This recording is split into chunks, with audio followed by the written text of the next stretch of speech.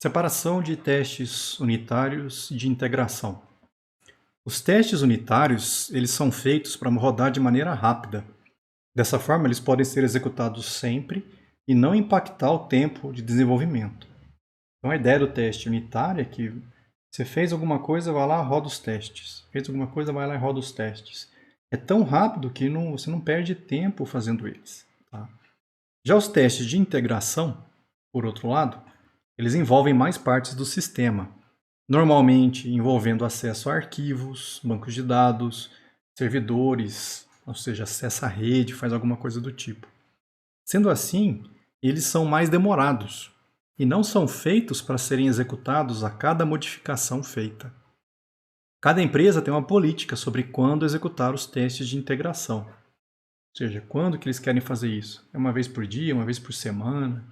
Cada empresa escolhe quando é que eles querem rodar os testes de integração. Aí o problema surge para a gente quando a gente quer separar esses dois tipos de testes, de maneira a conseguir controlar quando cada um deve ser executado. O problema é que, na verdade, os testes unitários e os de integração ficam todos no seu projeto. E por padrão, o JUnit roda todos os testes. O problema é que ele vai rodar os testes rápidos e ele vai rodar os testes lentos. E aí o problema é que se o teste começa a demorar, o que o programador faz? Ele para de testar. Se cada vez que ele faz uma implementação de alguma coisa e manda rodar o teste, ele tiver que esperar 5 minutos para o teste acabar, ele não vai fazer o teste. Ele vai simplesmente continuar desenvolvendo. Isso não pode acontecer. Então tem que ter uma forma da gente falar, não, agora eu quero rodar só os unitários. Agora eu quero rodar só os de integração. Ou então, agora eu quero rodar todos. Então a gente vai fazer isso aqui, tá? Vamos lá criar um novo projeto. Então, eu vou criar um novo projeto. Já vamos usar o nosso archetype de testes. Aqui eu não falei nada sobre o nome do projeto. Eu vou chamar aqui Projeto Separação. Bom nome. Separação de quê, professor? Pronto. Nós criamos um projeto. O que a gente vai fazer? Nós vamos começar colocando os arquivos de teste de integração num diretório diferente dos arquivos de teste unitário. Lembra que teste unitário, sempre que a gente cria um, ele vem parar aqui dentro, ó, source test Java. Eu não vou colocar os testes de integração nesse diretório, eu vou criar um outro diretório só para os testes de integração. Então, lá no diretório do teu projeto, dentro do diretório source, a gente tem main e teste. A gente vai criar um novo diretório ali dentro, que vai ser o IT, vem de integration test. Então, dentro de source, mais fácil fazer por aqui, ó. Já tem main e teste. Eu vou clicar com o botão direito, pedir para criar um folder IT. Ou seja, é como se fosse a mesma coisa do diretório teste, só que agora é para teste de integração. Dentro desse IT, eu vou criar o diretório Java. Então lá no IT, ó, eu vou criar um folder Java. Se você quiser, aqui eu vou criar só para você ver, tá? Assim como a gente tem main Java e main resources, a gente pode ter teste Java, teste resources. Aqui eu vou fazer também source IT Java e source IT resources. Embora acho que nessa prática a gente nem vá usar recurso para teste de integração. Mas essa seria a estrutura correta do projeto. Tá? Bom, esse diretório IT, por padrão, ele não faz parte da configuração padrão do Maven. Por padrão, o Maven não sabe que é para pegar o que tem dentro do diretório IT. Então, o que a gente vai fazer? Eu vou fazer, de alguma forma, com que o Maven comece a utilizar os arquivos que estiverem nesse diretório. Para isso, a gente vai mexer lá no POM e a gente vai colocar um plugin dentro do nosso POM. Eu vou copiar ele aqui do passo 4. Vamos lá no POM. Lá nos plugins que a gente já tem. eu vou acrescentar um outro aqui. Que plugin é esse? É esse Build Helper Maven plugin. É o 320 ainda, não mudou. Tá? Qual é a ideia desse plugin? Eu não sei se eu explico, acho que não. Mas ó, é um plugin de auxílio aí para a gente buildar o nosso projeto. Ele vai ter algumas execuções. O nome da primeira execução é adicionar teste de integração como fonte de teste. Eu vou adicionar o código-fonte de teste de integração como sendo código-fonte de teste. Eu vou fazer com que o conteúdo que estiver dentro desse diretório aqui, ó, passe a ser considerado conteúdo de teste também. De que forma? Quando eu tiver esse objetivo, ó, add test source, quando esse objetivo rodar, ele vai pegar o conteúdo que está lá no diretório source it java e vai adicionar isso. É como se ele pegasse os arquivos que estão aqui dentro e trouxesse junto com esses aqui. Ó. É como se os dois passassem a ser código de teste com essa etapa. Como a gente colocou resources, eu também vou botar uma outra execução aqui, que é justamente para pegar os recursos de teste de integração como recursos de teste. Ou seja, usa os recursos que estão nesse diretório como se estivesse dentro do teste resources, que nem existe aqui. Deixa eu criar um só para ficar igual. Então, ó, é como se eu estivesse falando para ele, pega os resources que tiveram em source it resources e considera junto com o source test resources. Com esses duas execuções desse plugin, esse diretório passa a ser um diretório de código-fonte. Observa que o Eclipse, por padrão, ele não está dando um ícone diferente para esse diretório source it java. Se vocês olharem os diretórios de código normal, ó, tem aquele desenho esquisito ali, ó, aquela gradinha, aquela tabelinha ali. Ó. É para indicar que é um diretório de código. O diretório source it, por enquanto, não tem. Mas aí eu vou salvar o POM e vamos atualizar o projeto. Olha o que aconteceu. Agora o Eclipse passou a encarar ó, source it java, it resources, e test resources, tudo como arquivos, fazendo parte dos códigos que ele vai se levar em consideração no projeto. Antes não estava, depois que eu salvei e atualizei o projeto, passou. Tá? Como é que atualiza o Eclipse, atualiza o projeto em relação ao POM? Eu falei para vocês, você pode clicar com o botão direito, vai lá em Maven e faz um Update Project. Só que tem um atalho, o atalho é Alt F5. Alt F5 ele dispara essa etapa aqui para você. O problema é que o Alt F5, pelo menos no Linux Mint Cinnamon, ele já é um atalho do Linux, do sistema de janela aqui. Quando você aperta Alt F5, ele tira ele tira essa maximização da janela atual. Não é minimizar e não é maximizar, ele tira do máximo para um valor menor, vamos pensar assim. Então, se você apertar Alt F5, aí vocês vão ver que a janela do Eclipse, pelo menos no Mint Cinnamon, vai diminuir. Tá? Eu tenho que tirar esse atalho do Linux. Então a gente vai lá no menu, você pode procurar por shortcuts ou pelo teclado, o keyboard. Os dois vai levar para a mesma coisa. Porque é nesse keyboard que a gente mexe com os shortcuts. Então, abre lá o teclado. Vamos ver que tem uma opção aqui ó, de shortcuts. E a gente vai lá em janelas. E é esse cara aqui, ó, Maximize Window. Esse atalho, por padrão, no Linux Mint Cinnamon, é Alt F5. O que eu fiz? Eu vim aqui ó, e troquei. Eu botei Ctrl Shift F5. Duvido que seja usado em alguma outra coisa. Então, vai lá em Shortcuts, Janelas, Unmaximize Window, clica ali no Alt F5 e troca por alguma outra coisa. Põe lá Ctrl Shift F5. Com isso, a hora que você apertar agora Alt F5, ele vai disparar o update do projeto. Facilita para não ter que ir lá, botão direito, Maven, ninguém merece. Tá? Então, essa foi a primeira etapa. O que a gente vai fazer ainda? Eu vou criar algumas propriedades lá no POM, para que a gente possa controlar pela linha de comando do Maven quando determinado tipo de teste deve ser ignorado. A gente vai adicionar o seguinte lá dentro do Properties do POM. Vou criar essas 3 propriedades lá no POM. Vamos lá em cima. A gente já tinha algumas propriedades. Eu vou acrescentar mais essas 3. Propriedades são essas. Pular os testes. Começa com falso. Então, por padrão, não vai pular teste. Pular testes de integração, que seria o skip ITs. Usa o valor do skip testes, por padrão. Então, também começa com falso.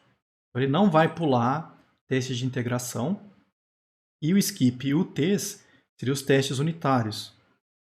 Também não vai pular. Também está pegando o valor dessa propriedade skip testes, que é falso. Então, só de ter colocado isso, não vai interferir em nada por enquanto. Por padrão, não vai pular teste nenhum, por enquanto. O esquema é que depois a gente pode mudar esses valores pela linha de comando. Na hora que a gente chama o Maven, eu posso passar para ele o valor que eu quero que ele use para skip dos testes aí. A gente vai ver isso daqui a pouco. Bom, os testes unitários, eles têm como convenção usar como nome o nome da classe que está sendo testada, acrescentando aí a palavra teste no final. Então, por padrão, é isso que a gente fez. Se a gente pegar qualquer outro sistema que a gente tinha criado, a gente sempre pegou o nome da classe teste. Vou pegar o da venda, acho que é mais negócio. Esse aqui. Vamos lá. Quais eram as classes que eu ia testar? Olha, eu ia testar a classe venda, produto e item venda. Então eu criei venda teste, produto teste, item venda teste. Esse é o padrão que a gente costuma fazer. Tá? No caso de testes de integração, a convenção é você dar o nome da classe e colocar IT no final. Seria Integration Test. Sempre que você for criar uma classe de testes, segue essa convenção, porque aí facilita na hora da gente configurar que classes que eu quero que rode ou não. Pelo próprio nome, já dá para fazer isso. Bom, vamos lá. O plugin Sharefire, ele é o responsável pela execução dos testes unitários na fase de testes do Maven. Então, o Sharefire é que roda os testes unitários. Quando ele executa, ele gera relatórios nos formatos de arquivo de texto simples e arquivo XML. Esses arquivos eles são gerados por padrão lá no diretório do teu projeto, dentro de Target Sharefire Reports. Tá? Acho que essa propriedade a gente já até colocou lá. Eu vou só confirmar aqui. Não, já está aqui.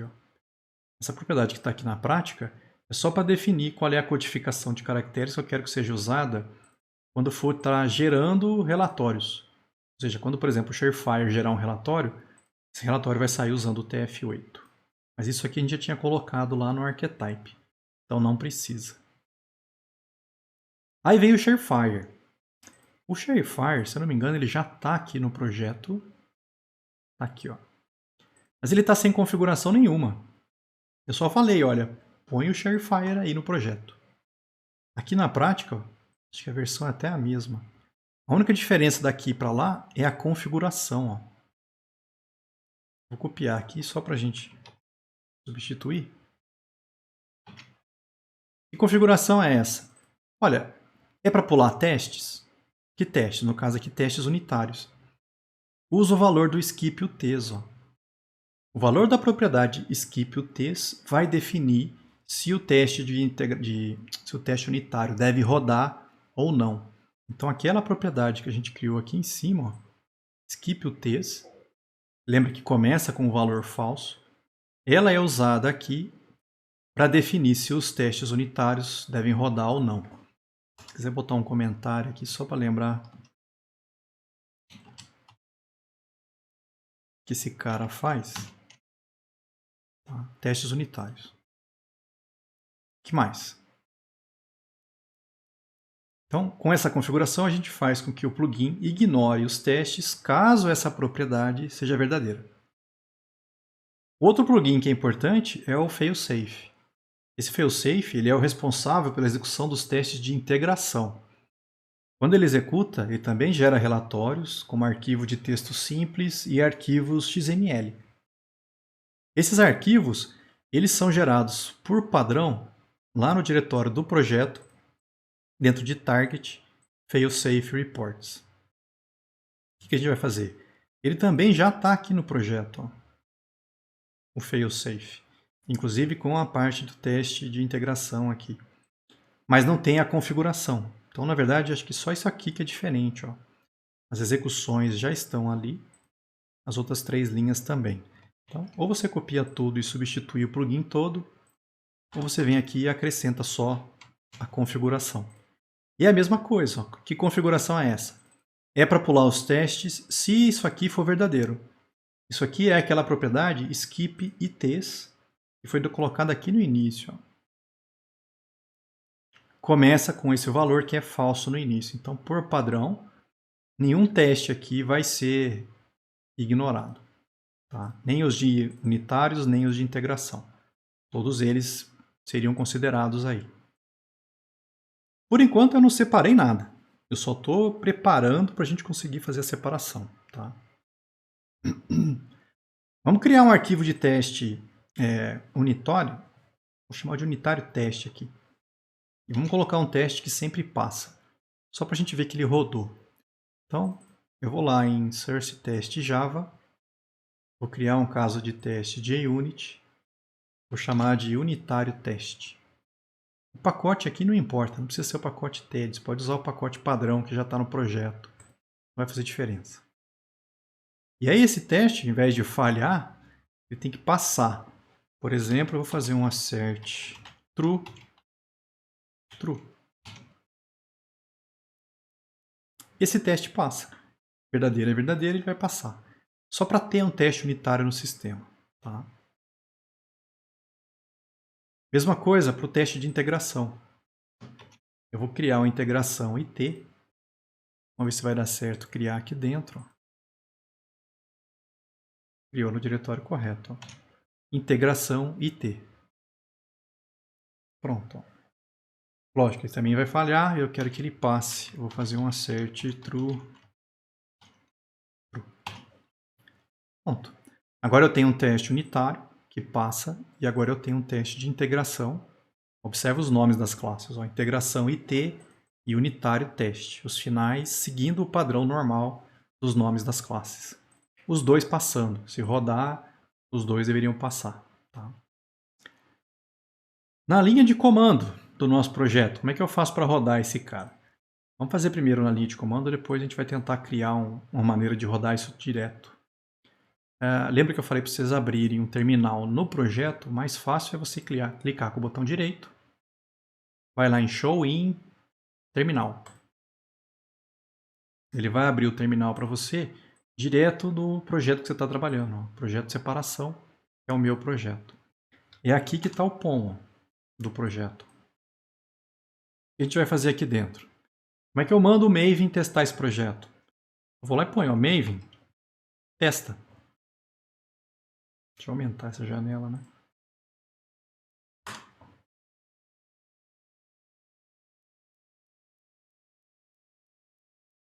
Ó, sucesso. Vamos ver o que ele fez. Vamos seguir desde o início aqui.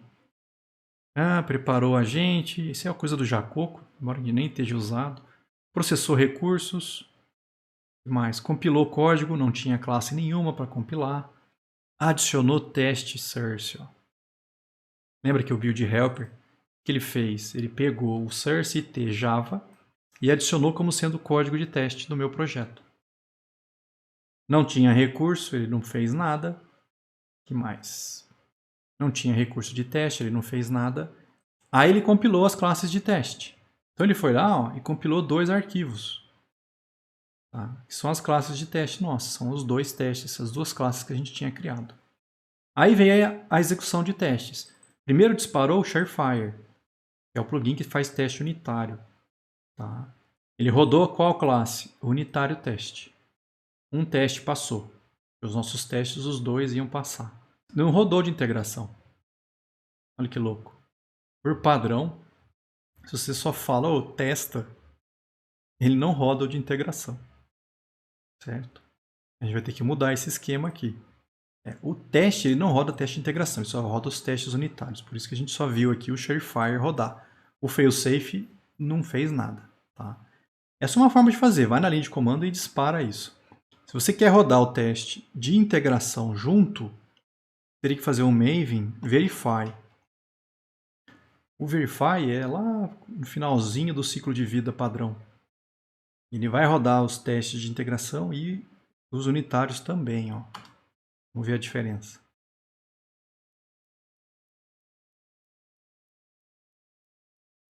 Vamos lá. Desde o início de novo. Ó. Jacoco, recursos, não tinha classe nenhuma. Adicionou o diretório de teste de integração como código-fonte. Compilou as classes de teste. Já estava compilado, ele não precisou fazer nada. Aí veio o Sharefire, rodou o unitário teste. Beleza. Aí ele gerou um jar do nosso projeto, preparou o agente de integração, aí veio o failsafe. Ó. O failsafe disparou, rodou o nosso integração IT. Só tinha um teste lá dentro, ele passou também. Aí veio o verify, não tinha nenhuma restrição, gerou os relatórios. Ó. O relatório, no caso aqui, do Jacoco, o de integração, e a checagem deu certo. E aí deu certo o nosso projeto. Se a gente atualizar aqui o projeto, dar um refresh, lá em Target, ó, a gente consegue ver Sharefire Reports, tem no formato TXT e tem em XML, e o Failsafe Reports. Ó. Os dois testes passaram, também TXT e XML, se você quiser depois. Por enquanto eu não separei nada. Se você chamar o Verify, ele roda as duas coisas. Essa é uma forma de fazer, né? Vem aqui na mão e roda isso. A gente vai tentar fazer do jeito que a gente fez anteriormente. Lembra que a gente colocou a opção aqui, Maven Verify, Maven Ptest?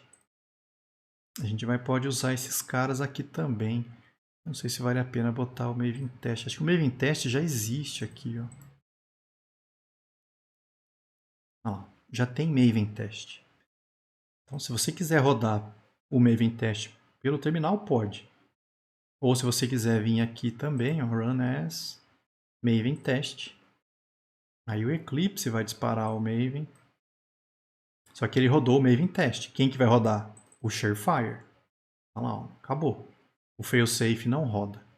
O ruim é que não tem aquela opção Run as Maven Verify aqui. Mas na última aula a gente tinha criado, lembra? Maven Verify. A gente rodar ele lá por cima, ó.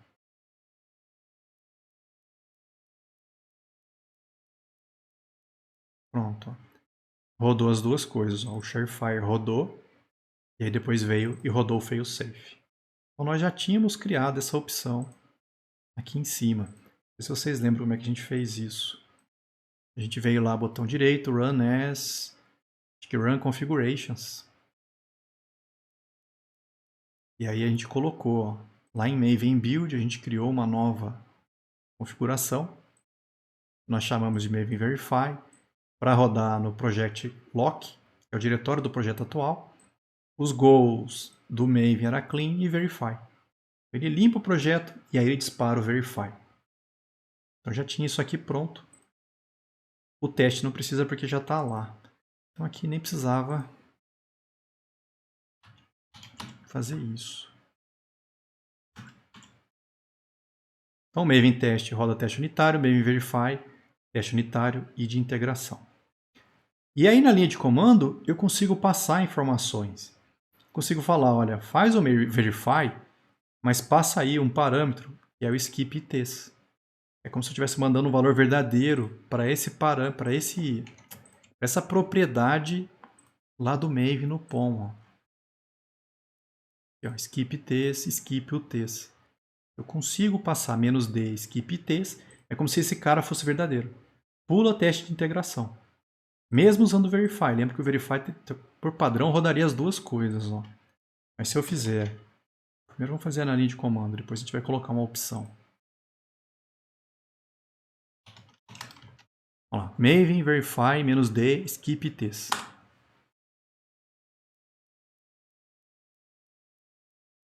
Vamos lá. Quem que rodou desde o início? Ó. Ele veio vindo, Surefire rodou. Teste unitário. E aí, o fail-safe, os testes foram pulados. Ó. Ele não rodou os testes de integração. Porque eu pedi na linha de comando para ele pular, passando aquele parâmetro "-d", skip testes. Cadê ele? E eu posso fazer a mesma coisa para pular os testes unitários. Às vezes é o contrário. Faz o verify, mas pula teste unitário. Ou seja, roda só os de integração. Aí se você vier, o ShareFire, pulou. Mas aí veio o fail-safe, e aí ele rodou. Eu quero fazer o verify, mas eu não quero testar nada. Pula todos os testes. Se você faria isso, eu não sei, mas está lá. "-d, skip testes. Esse skip testes, ele vai colocar o valor verdadeiro nesse cara, que é usado no ITs e no UTs. Então todo mundo vai receber verdadeiro. Ou seja, pula todos os testes. Pronto. O ShareFire pulou. Aí veio o fail-safe e pulou também. Não rodou teste nenhum. O ruim é ter que fazer isso na mão aqui no terminal. O que a gente vai fazer? Vamos colocar a opção que a gente fez aqui, para fazer o verify pulando o teste de um tipo, pulando o teste de outro tipo. Como é que a gente faz aquela opção? Botão direito, Run As, Run Configurations. E aí vamos acrescentar aqui, em Maven Build, uma nova configuração. Que configuração? Sei lá, Maven apenas unitários, para ficar menor o tamanho. Só quero que rode testes unitários. Qual é o diretório base? Vai lá em variáveis, procura project lock. Objetivos que eu quero rodar do Maven. Sei lá, clean, verify. E aí eu ponho "-d".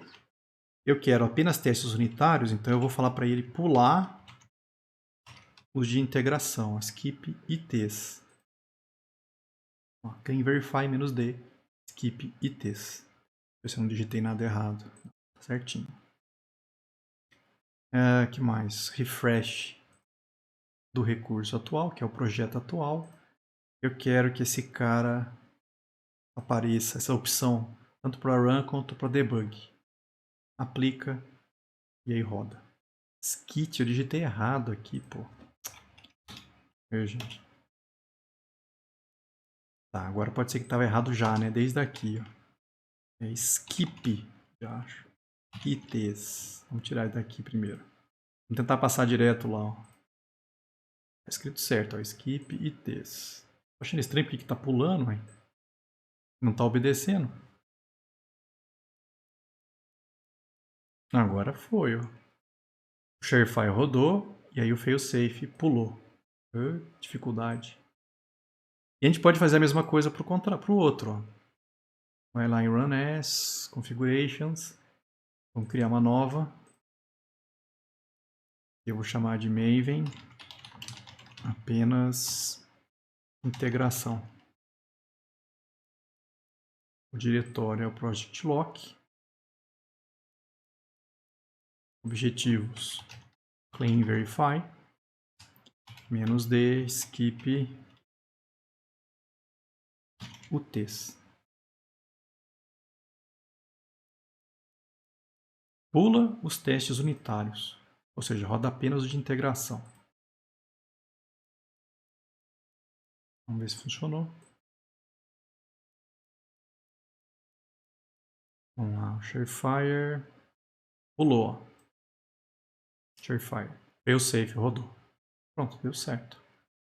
E aquele outro que a gente já tinha antes, que era o Maven Verify, ele já faz as duas coisas. Roda tanto os unitários quanto os de integração.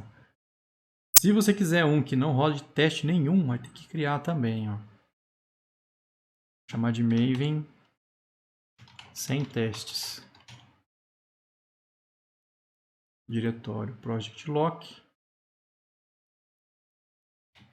clean verify, -d skip testes. Pula todos os testes. Eu esqueci de arrumar refresh do outro.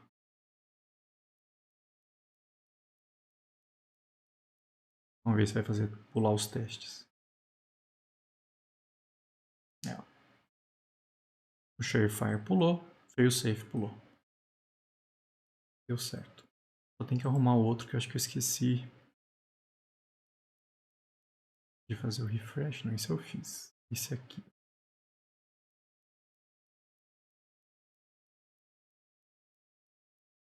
Pronto. Qual que é a ideia agora? Se eu tiver uma aplicação web, como é que eu testo a aplicação web? Ou seja, como é que eu sei, por exemplo, que a interface da aplicação está funcionando do jeito que eu bolei? Aqueles botões, aqueles campos, os formulários. Como é que eu consigo testar isso? Se vai estar rodando isso numa aplicação, no navegador. O Selenium é uma ferramenta que vem ajudar aí a gente a fazer esse tipo de testes. O que ele faz, na verdade? Ele é uma ferramenta de automação. Ele meio que você consegue, através dele, executar ações no navegador. Do tipo, seleciona o campo, sei lá, nome.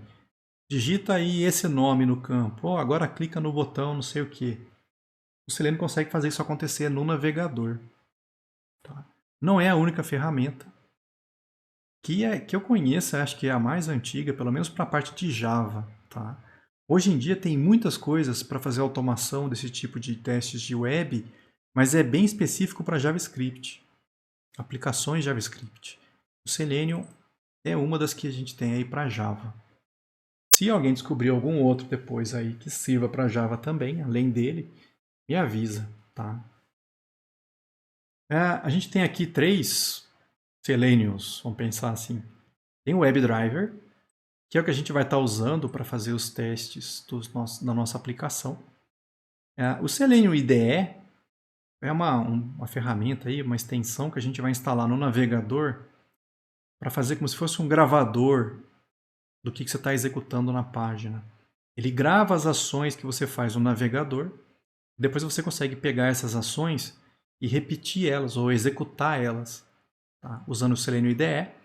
E ele também tem uma opção em que você faz exportar isso que ele gravou como sendo código Java. Ou seja, você exporta a execução do que o cara fez no navegador como código Java e você consegue rodar isso dentro de uma aplicação depois. O Selenium Grid é para quando você quer fazer testes, mas, por exemplo, eu tenho várias máquinas rodando sistemas operacionais diferentes, rodando navegadores diferentes, com versões diferentes. Esse cara serve para meio que coordenar essa bagunça. Imagina que eu quero rodar esse teste em várias máquinas ao mesmo tempo, cada uma com um sistema operacional diferente, cada uma com navegadores de versões diferentes. Dá para fazer isso usando o Selenium Grid. Tá? No nosso caso, a gente vai testar essas duas partes.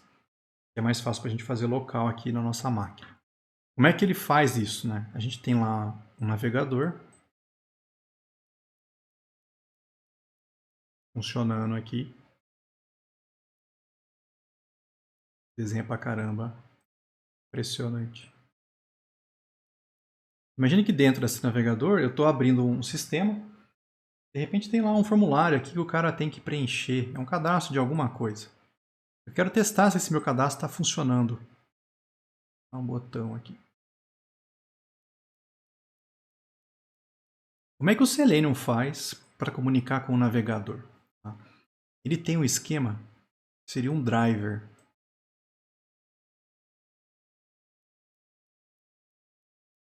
Se eu não estou enganado, é o nome que eles dão. Nossa senhora.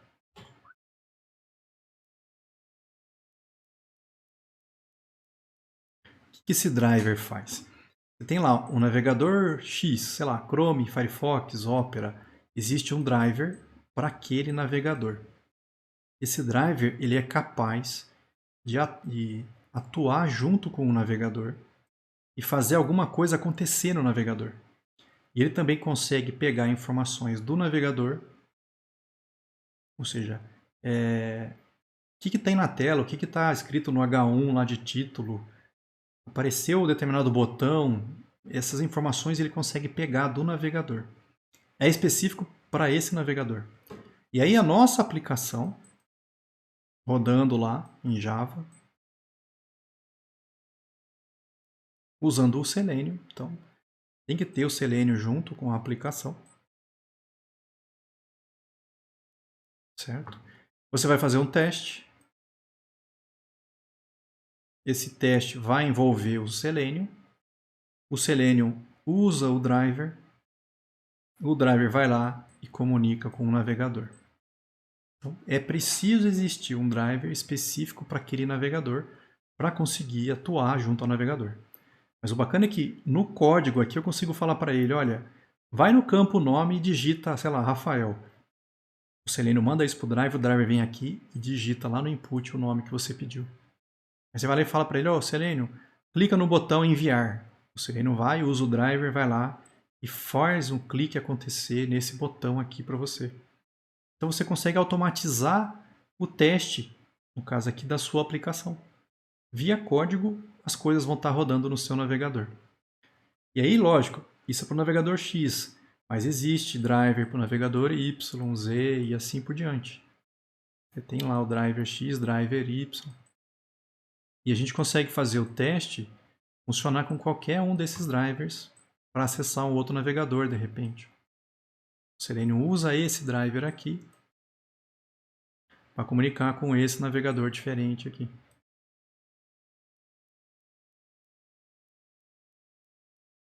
Então, eu consigo o mesmo teste rodar em esse navegador, depois rodar nesse navegador. Certo? É para isso que serve. Esse tipo de teste, dá para encarar ele como sendo um teste de integração. Você está usando o sistema inteiro para isso acontecer, mas ele também tem o nome de teste de aceitação. É como se fosse um usuário usando o sistema. Você está automatizando o usuário. Tá? O Selenium não serve só para isso, tá? Pegar código e fazer alguma coisa acontecer.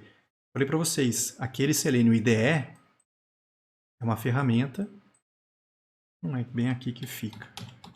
O Selenium IDE você instala, se ele apaga agora, junto no navegador aqui, ó. Ele é uma extensão que a gente põe no navegador. E aí não, é diferente de você estar rodando o código. O que ele faz? Você manda eles gravar, você põe lá, grava para mim aí, você clica no botão. Aí você usa o sistema, você vem aqui com o mouse, digita os campos, clica no botão, ele vai gravando essas ações. Tá? No final você vai lá e dá um stop.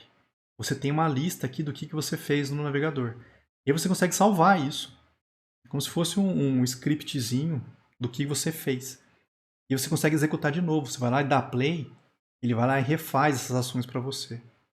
Tá? E o bacana é que ele exporta essa informação em código Java.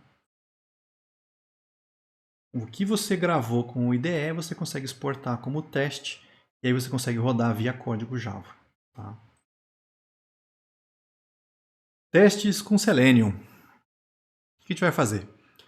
Vamos criar um projeto chamado Projeto Selenium lá no Eclipse. Isso, as mudanças que a gente fez aqui, a gente podia colocar isso lá no Archetype. Projeto testes, eu acho que pode mudar isso lá também. Source, main resources, Archetype resources. Bom, vamos lá botar esse plugin.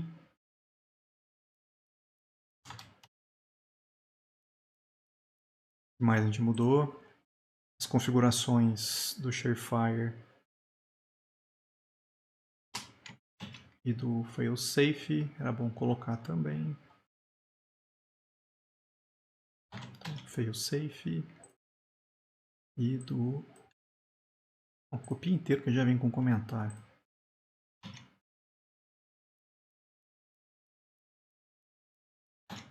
Pronto. E as propriedades lá em cima, se você quiser usar também, ó. Não vai afetar nada se você não quiser, porque já começa com falso, tá? Pronto. Salva. Lembra de executar de novo. Vai lá em Run, Maven, Install.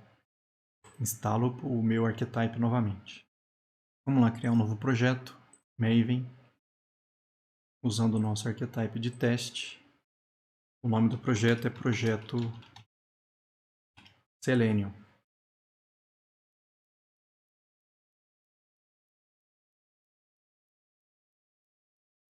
Vamos ver se deu certo a configuração.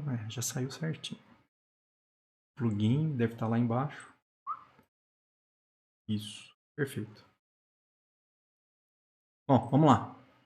Vamos colocar algumas dependências. Aqui eu vou colocar 3 dependências. A gente vai ver se é a versão mais nova e eu vou explicar para que elas servem. Ctrl Shift F. Primeiro é o Selenium. Tá? Esse Selenium Server é a dependência do Selenium.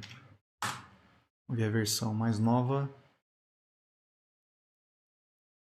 3.1.4.1.5.9.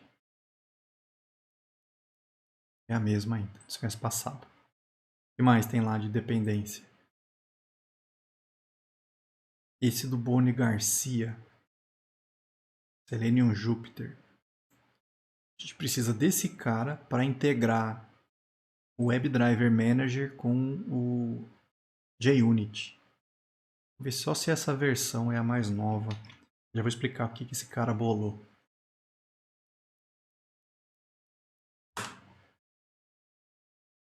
Não é JUnit Jupyter. É esse aqui, ó, Selenium Jupyter do Boni Garcia. 4.0.1. Nossa, mudou bastante. Tomara que não tenha estragado. Mudado o jeito de usar. Senão ele me arrebenta aqui. Eu estou pegando essa dependência e tirando a dependência do logback. Porque por padrão ele usa logback. Mas o nosso sistema está usando o log4j 2. Então eu tiro do logback para ele passar a usar o que a gente colocou no nosso projeto. Tá? E a última é o WebDriver Manager. Também do Boni Garcia. 5.0.3. Ai meu Deus. Vamos ver o que vai acontecer aqui. Eu preciso desse driver do navegador X para poder usar o teste do navegador X. Eu preciso de um driver para o navegador Y para poder usar o navegador Y no meu teste. O problema é como é que eu pego esses drivers aqui na internet para pôr no meu sistema. Vai ter que procurar o driver do Selenium, do Chrome na internet, achar ele, fazer o download, criar um diretório na tua máquina, colocar o driver lá dentro e configurar o Selenium para pegar o driver que está aqui. Ah, o meu teste vai usar o Firefox. Você vai ter que entrar na internet, achar o driver do Selenium para o Firefox, fazer o download, jogar ele no diretório para poder configurar o Selenium para usar o que está nesse diretório. Dá para fazer, só que é um processo manual chato pra caramba. O que o Boni Garcia fez pra gente? Ele colocou esse WebDriver Manager. É um gerenciador de drivers para os navegadores para o Selenium. O WebDriver Manager, se você estiver usando ele no teu projeto, se você falar que precisa do driver do Chrome, ele vai olhar, já tem no teu projeto? Não. Ele vai na internet, ele acha o driver para você, ele baixa o driver e já configura ele no teu projeto. É mais ou menos o que o Maven faz para as outras dependências, esse WebDriver Manager faz para os drivers do Selenium. Então fica fácil a gente fazer o uso de vários navegadores.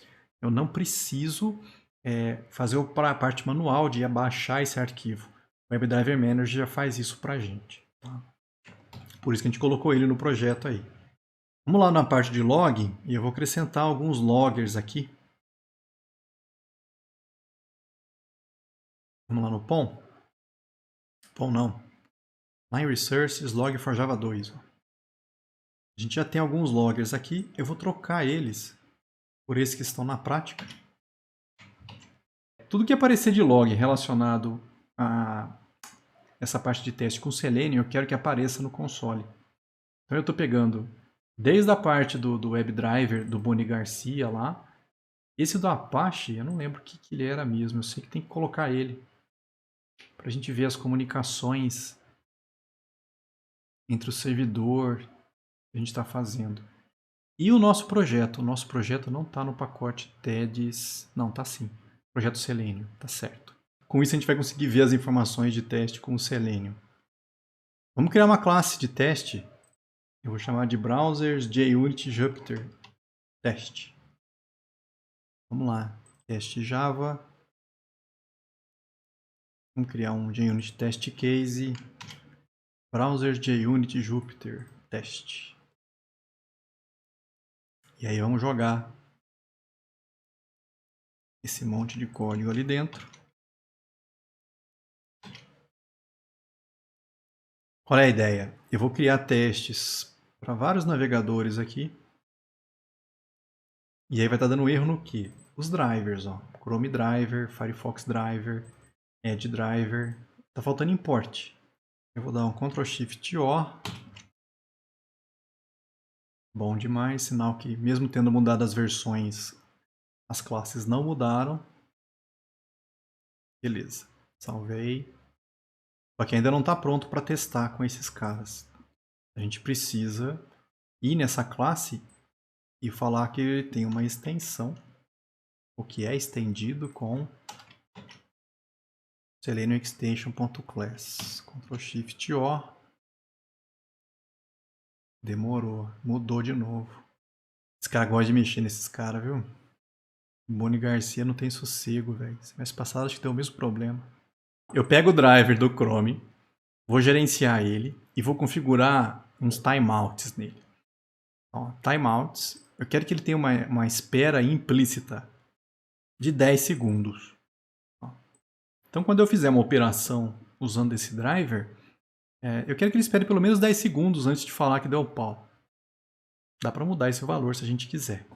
Essa é a primeira coisa que eu vou fazer. Segunda linha que eu rodo aqui, eu falo para ele o seguinte, olha, pega a janela do navegador e maximiza. Vocês vão ver que quando eu rodar esse teste, o Chrome vai abrir e a janela vai maximizar na minha tela toda. Se você quiser, no caso aqui eu quero que ele faça isso. E mais, eu vou falar para ele agora, olha, o driver, abre aí essa URL para mim, ó. URL, vamos lá na Wikipedia. Carregar a página principal dela. Wikipedia. Vamos abrir essa página aqui. Uma vez aberta essa página, eu vou falar para ele o seguinte, olha, procura um elemento nessa página, ó, driver, find element, pelo ID, com ID de search input. Então, é como se ele viesse aqui, no DOM da página, e procurasse search input. Search input, se você ver, é justamente o campo de busca. É esse carinha aqui, ó. Inspect dele aqui. Type search, cadê o ID dele aqui, cara? Tá lá, ID search input. É esse input aqui, ó. Eu tô pegando ele usando o Chrome Driver aqui. Guardei ele aqui dentro. Agora eu vou falar para ele digitar algumas coisas ali dentro, ó. No caso eu vou mudar aqui para PlayStation 5, ó. PS5. Digita nesse elemento PS5. É como se o cara tivesse vindo com o teclado aqui e digitado, ó, PS5. Tá, vocês vão ver acontecer isso no navegador. E mais, na sequência. Eu vou voltar e vou fazer de novo o PS4. Ó. Submete. Pega esse elemento e faz um submit. Ou seja, é como se estivesse dando um enter aqui. Ó. Vocês vão ver que ele vai abrir essa página aqui. Tá, uma vez que lá dentro, o que eu vou falar para ele? Busca. Eu vou aumentar esse teste aqui, depois eu mudo na prática. Ó. Busca um outro elemento dentro da página, só que agora é pelo texto de um link. Quero que você procure um texto de um link para o PlayStation 4.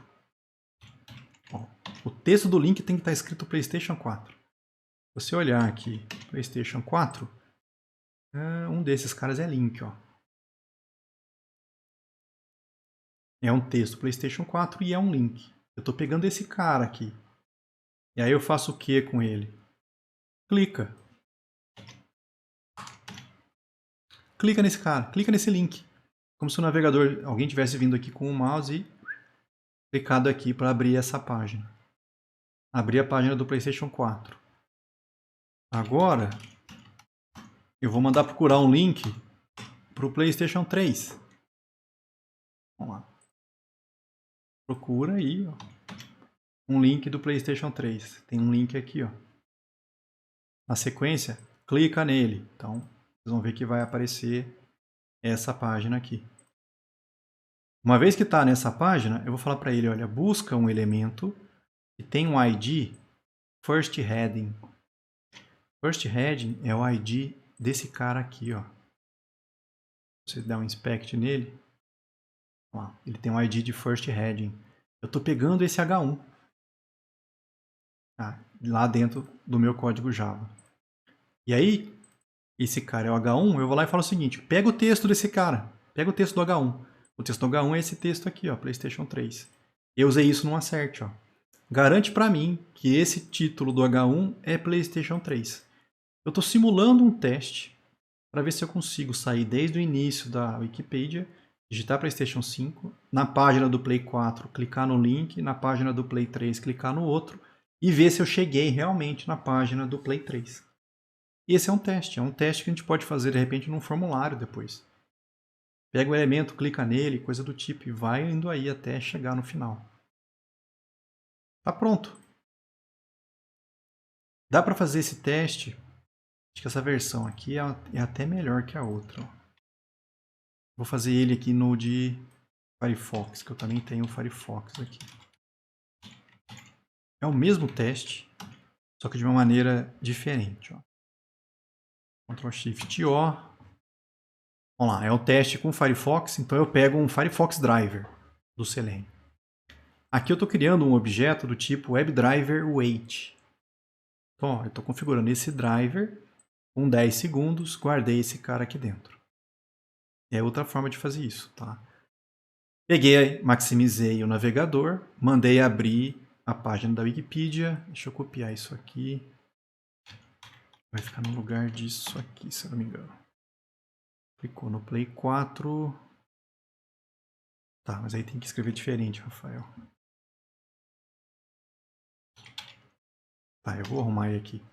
Ó, pega a página da Wikipedia. Até aí tá normal, acho que não mudou nada. Isso. Só que agora, ó, eu vou falar para ele o seguinte, olha. Esse objeto WebDriverWait espera. Espera o quê? Qual é a condição que eu preciso que ele espere? Eu quero que o elemento esteja visível. Ó, visibility of element located. Aquele search input da página da Wikipedia tem que esperar ele aparecer no navegador. Tá? Eu não quero que ele simplesmente olhe lá e já fale que não achou. Às vezes está carregando ainda. Do jeito que está aqui agora, eu estou falando para ele, não, olha, você vai esperar até que aquele elemento de search input esteja visível dentro da página. Aí você pega ele. Aí você digita PlayStation 5 e submete. Perfeito. Mesma coisa aqui, vamos arrumar esse código. Eu vou falar para ele esperar. Ao invés de simplesmente falar, ó, vai lá e pega o elemento, não. Ó. Espera até que a condição, no caso o elemento, seja encontrado visível dentro da página. Ou seja, até o link aparecer lá dentro. Está sobrando parênteses aqui. Agora faltou. Faltou mais um. Pronto. Então, espera aparecer o link na página. E aí você vai pegar ele e vai clicar.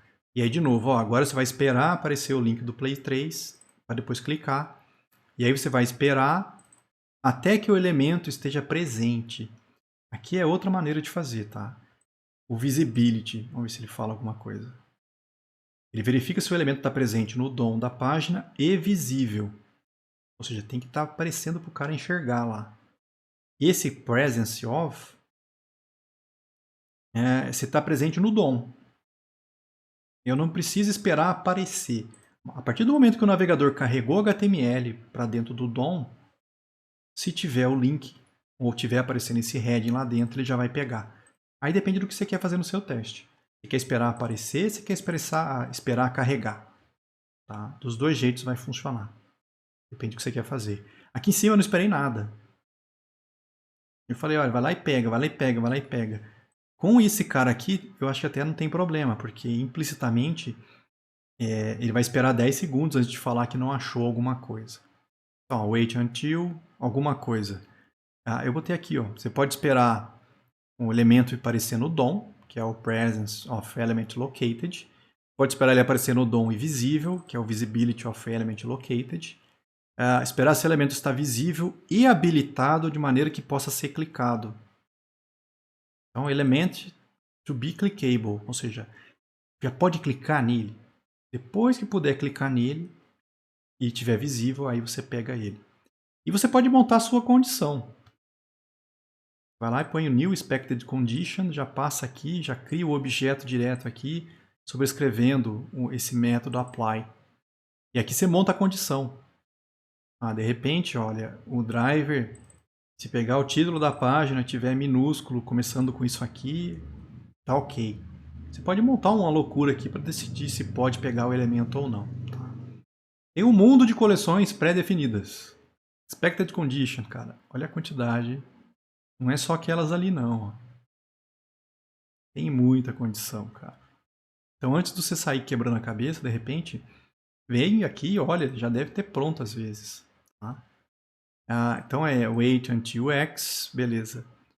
Esse y é o que eu usei. Não dá nem para ver aqui. Tá aqui, ó. É onde eu pego o elemento. Como é que eu estou pegando o elemento? Pode ser por nome, pelo ID, pelo nome da classe, pelo nome da tag, pelo link, texto do link parcial, não faço a menor ideia do que isso faz. E você pode usar um seletor de CSS. E aí tudo que você pode usar no CSS para selecionar um elemento, você pode usar ele aqui. Aqui está diferente, né? Essa aqui é uma forma de fazer diferente da que eu usei. Aqui eu falei, olha, pega um Chrome Driver. É por isso que eu tenho que botar aquele extends com alguma coisa. Eu lembro que deve ter mudado o nome da classe. Senão isso não vai dar certo. Aqui ele fez diferente. Ele foi WebDriver Manager, Chrome Driver Setup. Não precisava fazer isso. Uai, eu fiz isso aqui, ué.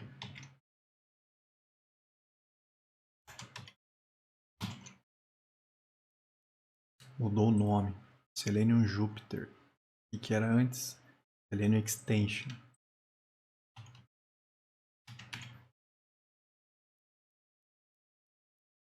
Extend with Selenium Jupyter.class. Com esse extend with, ele é capaz de pegar o driver direto aqui. Teoricamente, agora não deveria dar erro. Salva. Aí, agora rodou. Tá. Não achou o driver do Firefox. Foi lá, baixou, abriu o Firefox. Ó, não estou mexendo no mouse em nada aqui. Ó. Digitou PlayStation 5, abriu o PlayStation 4. Passou. Aí vai fazer o driver do teste do Chrome. Já baixou o driver, abriu o Chrome. Fechou. E acabou o meu teste. Os dois passaram. Vamos olhar aqui o que apareceu no console devagar. Rápido demais. Ó, primeira vez que ele chegou, ó, ele estava tentando usar o driver do Firefox. Não encontrou. Aí ele foi lá e fez download. Ó. Ele já acessou a página correta, ó, e pegou o driver correto para o Firefox da Mozilla. Já extraiu o arquivo e já exportou esse cara. Ó, ele colocou num diretório na minha pasta de usuário, .cache, selenium, driver, e jogou o driver lá dentro. Então ele entrou na internet, baixou o arquivo para mim, colocou lá dentro, e na hora que ele rodou o teste, já passou indicando o caminho daquele cara. Tá? E aí rodou o meu teste. Aí ele foi fazer a mesma coisa, aí fechou o navegador, ó, fechou o drive, legal. Aí ele foi fazer o teste com o Chrome. Opa, vamos lá. Tem que fazer o download do Chrome Driver. Ele entrou lá no Chrome Driver, no local correto, já baixou o arquivo, extraiu para mim num diretório e usou esse driver no meu projeto. E aí os dois rodaram. Tanto é que se eu agora fizer o mesmo teste, não tem que fazer o download, já está na minha máquina. Ele simplesmente vai abrir de novo, ó, maximizou.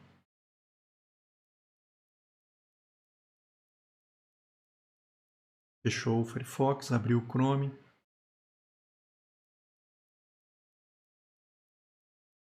Pronto. Os dois passaram, os dois chegaram até a página do PlayStation 3. Eu devo ter o Opera aqui também, tenho. Vou rodar o Opera também.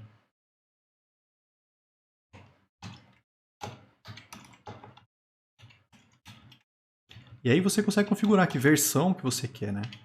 Aqui eu estou pegando a versão mais nova. Ctrl Shift O. Roda de novo. Agora vai ser 3 vezes, cada um com um navegador diferente. Ó. Esse é o Firefox.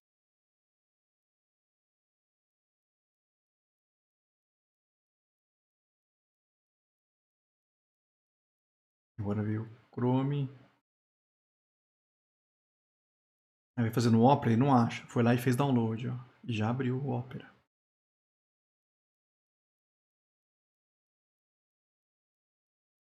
Pronto. Os 3 passaram. Ah, pessoal, mas eu tenho que escrever o mesmo código para cada driver? Não. O Safari eu não tenho, não estou no Mac, mas ó, se você quiser, você pode fazer o método receber mais de um driver. Ó. Recebe o Chrome e o Firefox. E aí você faz o teste com os dois. Tá? Vai acabar repetindo o código, né? Não ficou tão feliz assim. Mas se você quiser fazer uma vez só, dá para fazer num lugar só, se você quiser. Não vou nem testar isso aqui. Mas ó, funcionou. Nos 3, tá passando. E é essa a ideia, cara. Você abre uma URL, procura um elemento, interage com ele, procura alguma outra coisa no que abriu, até uma hora que você chegou no lugar que você queria. Aí você faz seu teste para ver realmente se chegou no ponto que devia estar. Chegou, beleza, passou. Vamos lá, o Selenium IDE. Vamos abrir ele aqui.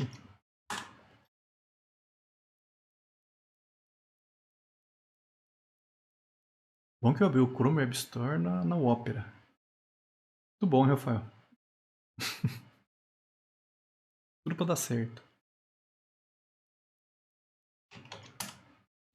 Esse primeiro link que está ali é o endereço do Web Store do Chrome, direto para o Selenium IDE. Tá? Mas eu já tenho ele aqui, olha que belezura.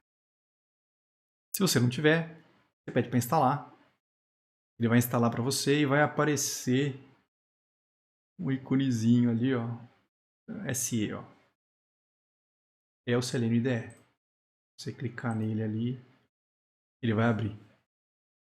É a primeira vez que eu rodo ele aqui. Pronto. Esse é o Selenium IDE. E aí você pode escolher o que você quer fazer. Quer gravar um novo teste num novo projeto? Você quer abrir um projeto que já existe? Criar um projeto? Fechar o Selenium IDE? Beleza. No nosso caso, eu quero criar ou gravar um novo teste num novo projeto. Nome do projeto. Sei lá, eu vou chamar de teste Wikipedia.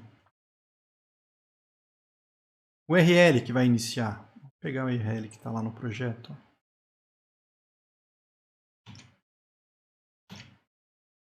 E aqui já dá para começar a gravação. O que ele vai fazer? Ó? Vamos lá.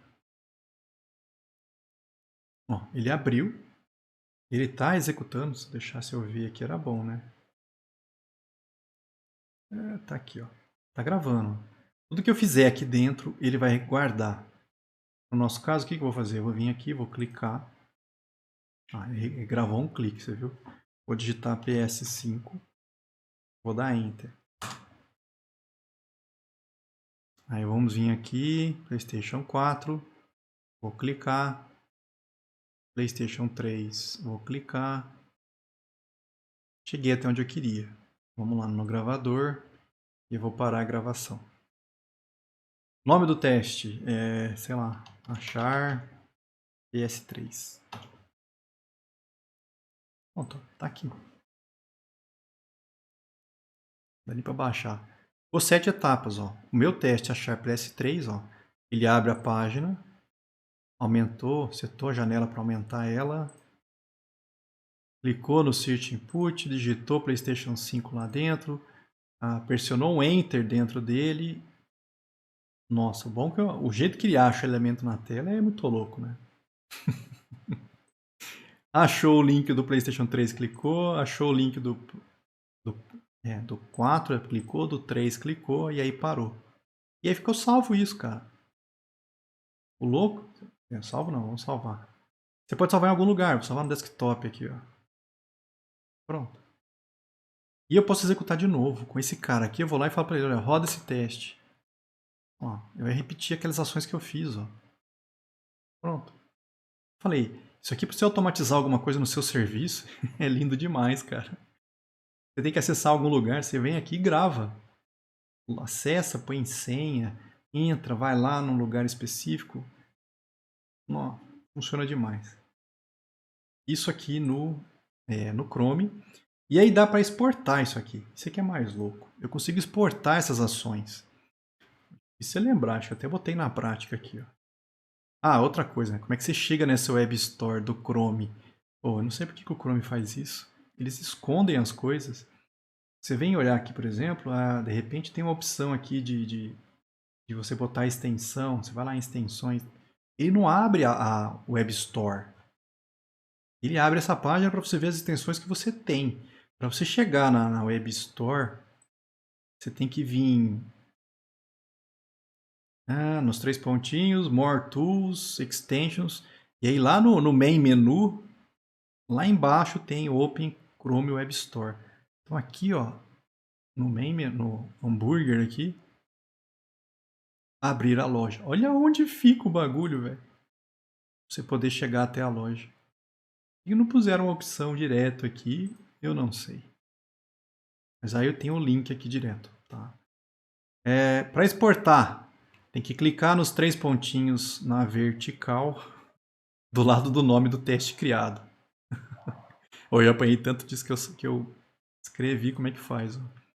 Ali, ó, do lado do teste criado, tá vendo os 3 pontinhos na vertical aqui? Ó? Você clica. E aí eu falo para ele, quero exportar. Como é que você quer exportar? Ele exporta para Java, C Sharp, depende da biblioteca que você está usando de teste, JavaScript para o Mocha, Python e Ruby.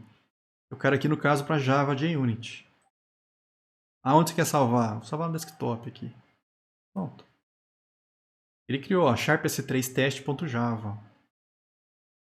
Vamos ver o que tem nessa classe maluca. Tá lá, ó. Ele criou essa classe de teste.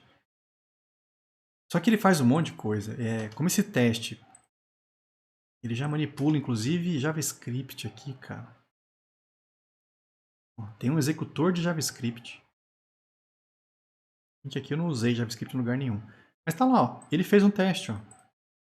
Ele abriu o URL, clicou lá no Search Input, digitou PlayStation 5. Se você pegar esse código e tentar rodar lá, você viu, ó? O que eu costumo fazer é pegar daqui só o pedaço que importa. Ó. Vou substituir aqui, vamos comentar esse e vou colar o deles. Vamos ver se vai funcionar mesmo. Ctrl Shift O. Esse é o do Chrome. Então o do Chrome tem que funcionar de novo. Vamos lá, roda de novo. Devia ter comentado os outros dois antes, né? Esse foi do Firefox.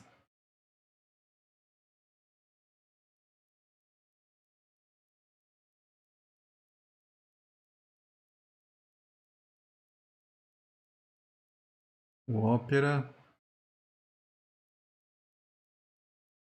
Acho que deu algum erro, hein? Deu pau. O do Chrome deu pau. Muito bom, hein?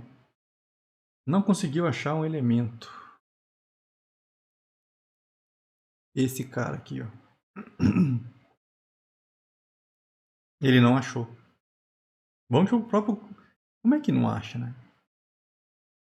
Quando eu rodo aqui, ele funciona. Talvez ele não esteja esperando, né? Acho que pode ser isso, cara. Se vocês olharem o código, não tem aquelas esperas. Não foi configurado, tá vendo? Pode ser isso. Vamos criar esse WebDriver Wait. Vamos ver se vai resolver, ó. E aí vamos usar esse esquema do wait until... Antes de sair pegando as coisas.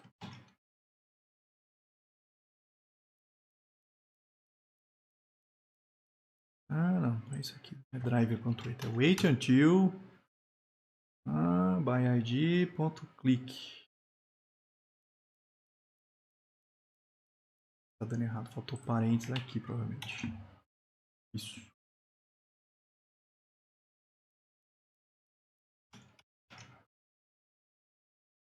Envia.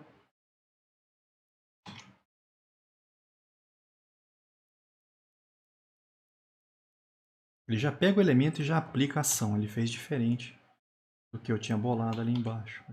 É a mesma coisa, tá? Clica e clica. Vamos ver se ajuda. Vou rodar de novo.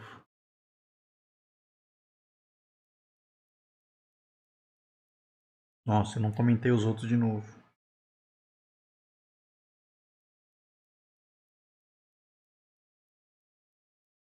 Não, deu algum erro de novo. Deixa eu comentar os outros dois e rodar só ele. Pera aí. Tirar o do Firefox e tirar o do... Faz o menor sentido isso. Acabou de testar esse cara, velho. Vamos lá, roda de novo.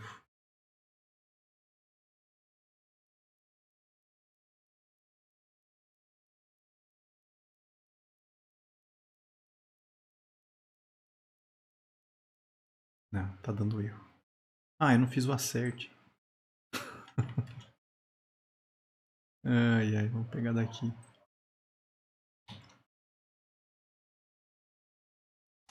Faltou botar isso aqui, ó.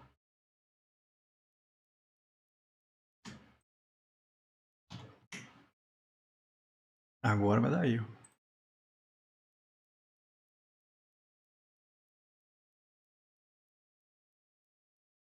Ah, não, ele tá fazendo aqui, cara. A gente não tá vendo. Eu não maximizei a janela, ó.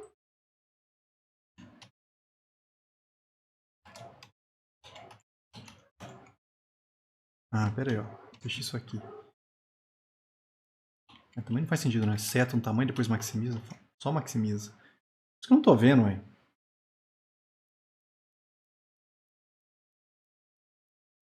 Abre a janela aí. Aí, pô.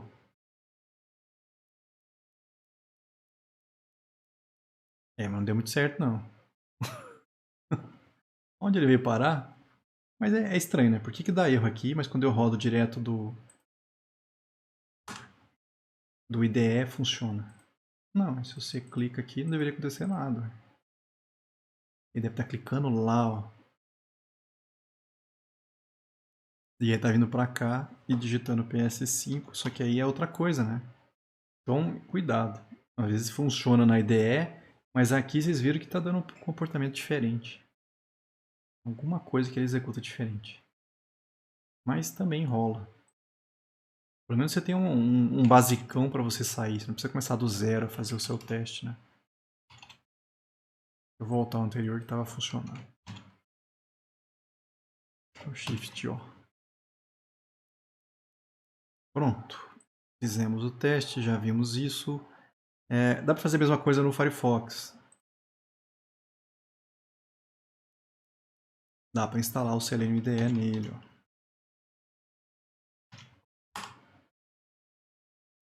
Ó. Adiciona.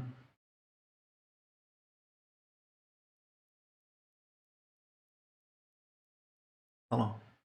Mesma coisa. Criar um projeto, você já vai lá, configura, grava, faz a mesma coisa que do Chrome. Só que em cima do Firefox. Teve uma época que o Selenium IDE estava bem desatualizado, ele não estava funcionando legal não. Aí, se vocês não conseguirem rodar com ele, existe um outro cara, que é o Catalan Recorder. Faz a mesma coisa. Ele grava, depois exporta para o Selenium também. Aqui, eu coloquei um trecho de código, por quê? Tem alguns elementos de página em que você precisa parar o mouse em cima para que alguma coisa aconteça no sistema. E dá para simular esse parar com o mouse em cima usando o Selenium também. Só que é lógico. Um códigozinho bacana aqui. Então, primeiro você pega o elemento. Que elemento que você quer parar o mouse em cima? Aqui ele fez o Firefox Driver, acha um elemento e aí escolheu o elemento. Então, beleza. Peguei o elemento. Aí ele criou esse objeto Actions. É um objeto de Actions para o Firefox. Tá? Esse objeto de Actions, esse builder, ele vai lá e fala, olha, move até o elemento tal. Então é como se fosse move o mouse até aquele elemento que você selecionou. Build perform. Ou seja, é uma ação que vai mover o cursor do mouse até aquele elemento que você tinha pegado antes. E aí vai lá e faz um wait until. Que condição? Que o elemento apareça e esteja clicável. Que elemento? Geralmente quando você para o mouse em algum lugar, alguma coisa acontece na página. Você pega o elemento que aconteceu alguma coisa. Esse é outro cara que apareceu. E aí você pode ir lá e clicar nele. Certo? Então dá para fazer algumas ações assim. Deve ter mais. Aqui eu só fiz uma, que é o hover. E aí tem exercícios para a gente brincar. Esse aqui nunca funciona, já vou avisar. Melhor a gente começar pelo do virtual. Esse meu aqui é o seguinte, ó. Menu hambúrguer, deu até fome agora. Se você abrir o site do G1, vocês vão ver o seguinte, tem lá... Tem aquele menuzinho do G1 ali. Esse menu que abre na lateral aqui, eu nunca consegui pegar um elemento aqui dentro. E a minha ideia do teste era abrir os editoriais e achar a primeira página do editorial de tecnologia. Eu queria que o Sereno fizesse isso. Ó. Clica aqui, vai lá em editoriais, tecnologia e abrisse esse cara aqui. Nossa, que chatice. Não funciona. Eu não consegui até hoje. Por quê? É difícil você justamente pegar esse cara. Você tem que clicar no menu para abrir esse elemento para você conseguir selecionar esse cara aqui. E o código do Selenium não acha esse cara. Se você usar a IDE para gravar, ele não acha isso aqui quando ele executa lá no Java. Então vamos deixar esse teste aqui para depois. Tá? O que eu quero que vocês tentem fazer agora é o do virtual. Quero que você abra o virtual IF usando o Selenium. Olha que loucura. Tenta acessar uma disciplina sua, qualquer uma, e acessar o plano de ensino da disciplina. Ver se vocês conseguem fazer isso usando o Selenium. Cuidado porque com esse código que vocês vão fazer, vocês vão ter que abrir o virtual, vocês vão ter que botar usuário e senha. Então faz, testa, deu certo, vai lá no código e apaga a tua senha para não ficar salvo isso aí depois. Isso, esse teste que eu mostrei para vocês, vou carregar isso aqui, era abrindo o site da Wikipedia ou então abrindo o site do IF e tudo mais. Mas e se a aplicação que eu quero testar com o Selenium é a minha aplicação? Como é que eu vou fazer a minha aplicação rodar primeiro, para depois o teste do Selenium rodar em cima dele? Então, aqui, imagina uma aplicação web usando o Spring Boot, e eu quero testar usando o Selenium essa aplicação web. Como é que eu vou fazer isso? A gente vem e faz o seguinte, ó, não tem nem prática, é só um pedacinho. Eu vou colocar um plugin no sistema. Esse plugin, Spring Boot Maven plugin, se não me engano, ele até já faz parte do projeto. Por exemplo, eu tenho aqui um projeto usando o Spring Boot. O que a gente faz? Eu acho que já tem um plugin aqui, ó, Spring Boot Maven plugin. Ele já está aqui no projeto. Mas o que, que a gente vai fazer? A gente vai trocar Spring Boot Maven plugin, a gente vai acrescentar mais configuração nele. Ó. Vai ficar simplesmente isso aqui. Ctrl Shift F. Ó, Spring Boot Maven plugin, acho que não precisa falar versão. Mas aqui eu coloco execuções, ó. Coisas que eu quero que ele faça. Então, por exemplo, eu quero que ele dê um start. Se você olhar a documentação desse plugin, esse objetivo start, ele starta a tua aplicação. Ele pega o jar da tua aplicação e roda ele. Isso antes do teste de integração. Então eu sei que se eu tiver um teste de integração no meu sistema, antes dele rodar, ele vai startar o ponto jar do meu sistema. E depois que o teste de integração termina, ele dá um stop. Ele para a execução do meu sistema.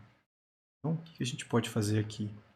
Eu vou criar um teste aqui dentro. Deixa eu criar o diretório source test Java aqui.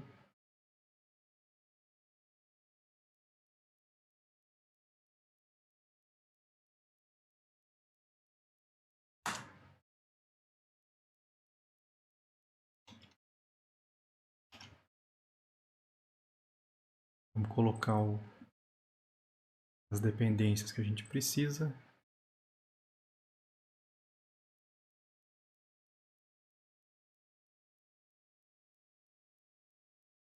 no POM do projeto.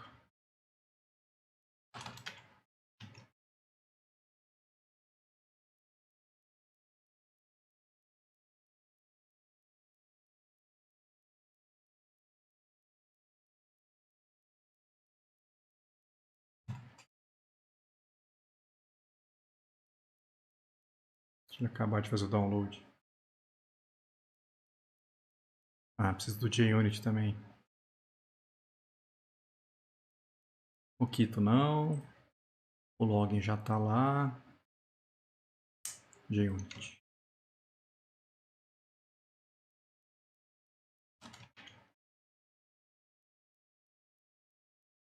Isso, pronto. Agora vamos pensar o seguinte. Vou fechar isso aqui. Eu vou rodar o projeto primeiro. Já passo ele para vocês testarem, tá?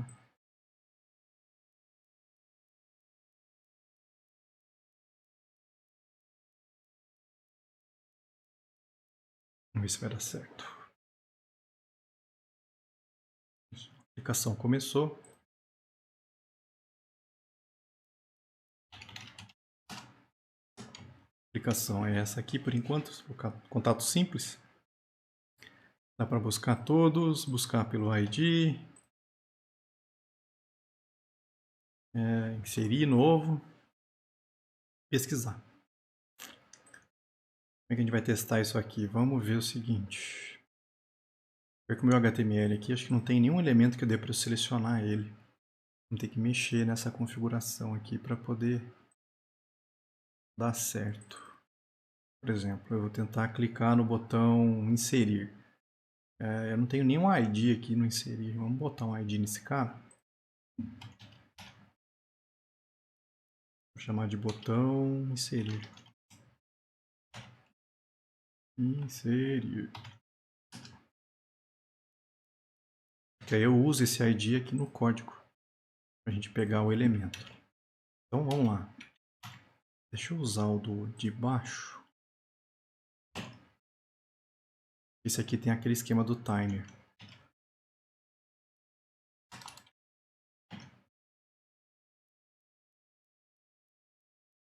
Ai, por que veio comentado? O Shift O. Bom, a URL que eu quero que ele abra é localhost. Vamos ver se ele vai aceitar isso aqui, né? 8080, onde o meu sistema vai estar executando. Eu vou esperar ele achar um elemento chamado, agora eu mudei, botão inserir. E aí eu vou fazer ele clicar nesse botão.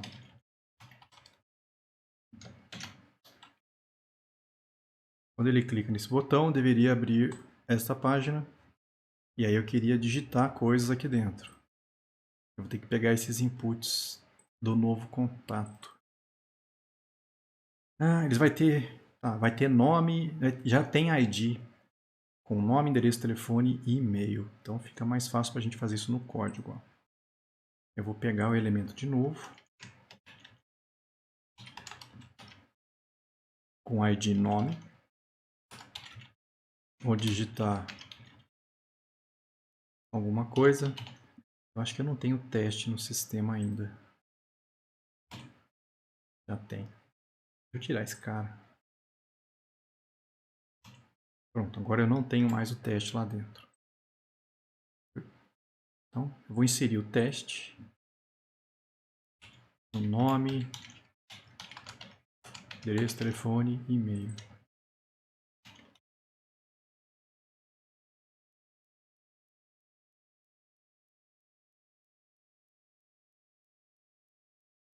Telefone, endereço e e-mail.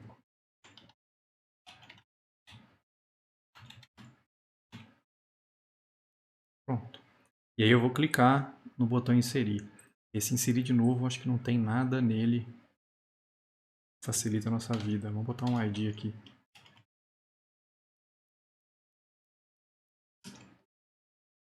Vou pegar o botão inserir novamente. Vou pegar lá de cima. E clica. Então, teoricamente, se isso aqui der tudo certo, essa etapa foi lá e inseriu esse cara no banco. E aí a gente vai ver a página não me engano, do jeito que está aqui, ele está indo para mostrar todos. E aí, no mostrar todos, como é que eu vou saber que deu certo? Eu podia primeiro ver se eu cheguei nessa página, todos os contatos. Como é que eu vou descobrir isso? Vamos botar um ID aqui com, sei lá, título. Eu vou pegar o título e ver se está com esse texto. Vamos ver se vai dar certo. Tá. Vou pegar essas duas últimas linhas. Busca um cara com ID título. Pode usar o visibility de novo, não precisa usar o outro não. E aí o título tem que ser todos os contatos, do jeito que está aqui, ó.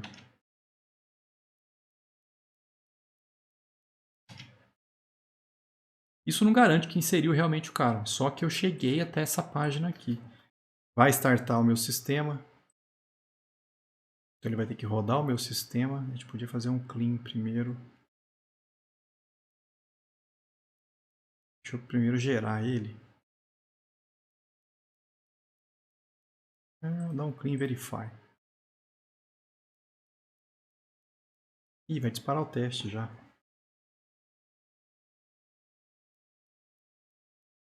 Bom. Não deu muito certo não. Ó, ele abriu, tá vendo?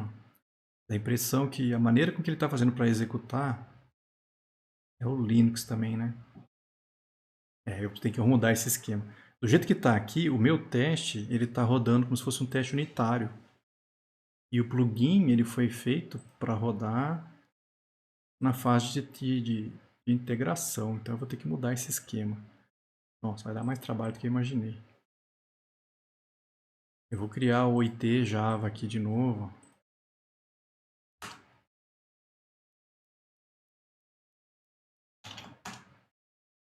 Vou mudar o nome dessa classe. Vou terminar com IT. Vou arrastar isso aqui para cá. Quem diz que vem? Não veio. Projeto Selenium. Faltou TEDs aqui, pô.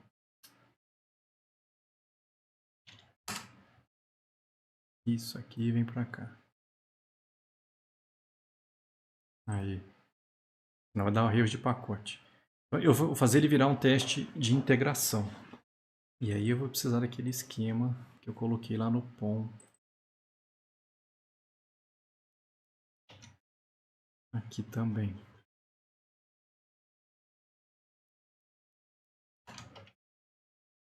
Mas a gente usou aquela configuração dos plugins. Eu acho que já tinha colocado aqui, não tinha? Não. Vou ter que pegar os dois plugins daqui. Esses dois, ó.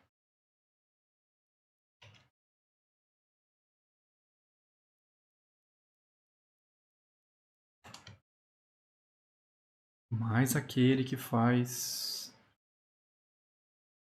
jogar o código lá como se fosse esse aqui também.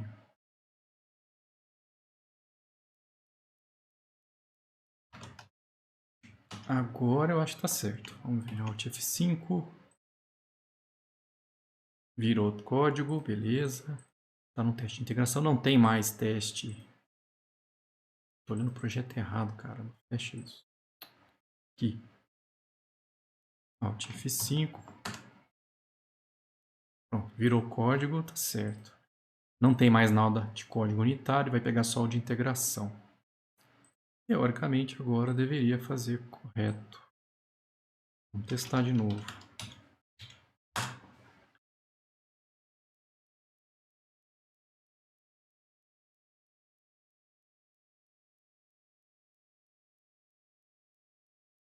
Startou minha aplicação. Ó. Aí veio rodar o failsafe. Entra o Selenium. Vixe Maria. Foi quase. Deu erro. Que erro que deu. Esperava teste, mas foi nada. Ele não achou o texto. Ele não conseguiu pegar o nome daquele jeito que eu bolei lá. Mas eu acho que o problema é esses dois aqui, ó. Vou tirar esse teste aqui. Eu acho que vai passar, ó.